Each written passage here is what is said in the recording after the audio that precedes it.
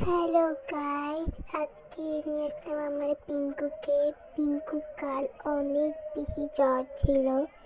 এত জ্বর ছিল যে হাঁটতে পারছিল, খেতে পারছিল না, কিছুই করতে পারছিল না।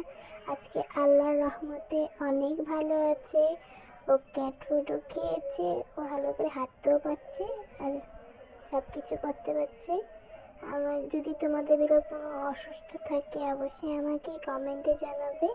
আমার বিড়ালে কালকে এই ওষুধ খাওয়ার পরে আমার বিড়াল আস্তে আস্তে ভালোই সুস্থ হয়ে গিয়েছিল। আর আস্তে আস্তে সুস্থ হয়ে হাঁটতে পারছে, খেতে পারছে। যদি তোমাদের বিড়ালও জ্বর, কাশি বা ঠান্ডা লাগে, তোমরা পারলে তোমরা সবাই এই ওষুধটা খাওয়াতে পারো। সেস্ট্রি, এই ওষুধটা খুব ভালো আর তোমাদের বিড়ালদের জন্য খুব ভালো। তোমরা 2 বা 1 চামচের অর্ধেক খাওয়ালেই হবে। এটা 12 ঘন্টা পর পর এটা খাওয়াতে হয়। এই ওষুধটা খুব ভালো। তোমাদের বিড়াল যদি জ্বর, কাশি বা কিছু হয়ে থাকে ওষুধটা খাওয়াতে পারো, কিন্তু কিডনি হলে এটা আলাদা ওষুধ খাওয়াবে। ডক্টর কাছে বললেই দিয়ে দিবে। আর আমার পিঙ্কু মাশাআল্লাহ খুব অনেক ভালো অবস্থায় আছে।